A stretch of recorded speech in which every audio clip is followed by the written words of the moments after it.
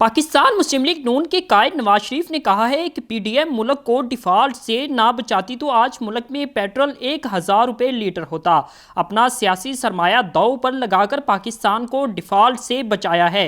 नून लीगी रहनुमाओं से video link पर खिताब करते हुए नवाज शरीफ ने कहा कि कोई जख्मी सड़क पर पड़ा हो तो क्या उसे नहीं बचाना चाहिए। इसी तरह हमने मुल्क को डिफॉल्ट से बचाया। साबिक वजीर आजम ने कहा कि जो शख्स मुल्क को लोड शेडिंग से नजात दिलाता है, 4 जज बैठकर करोड़ों अवाम के मैंडेट वाले वजीर आजम को घर भेज देते हैं। इसके पीछे जनरल बाजवा और जनरल फैज थे। नवाज शरीफ ने कहा कि जनरल बाजवा और जनरल फैज के आलाकात साकिब निसार, आसिफ सईद खोसा थे।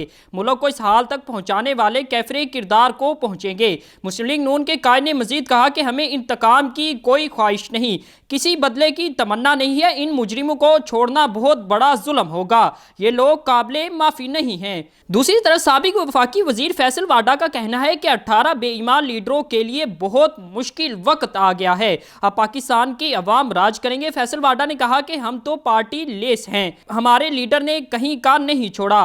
पाकिस्तान को तबाही पर लाने वाले अवाम को बेरोजगार करने वाले सियासतदान हैं। उन्होंने कहा कि चीफ जस्टिस पाकिस्तान ने ज़बरदस्त आगाज़ किया है। नई चीफ जस्टिस के आगाज़ के 10 दिन देखने के हैं। उनका कहना था कि माजी में नून लीग ने भी काजी फाइज ईसा पर हमला किया था।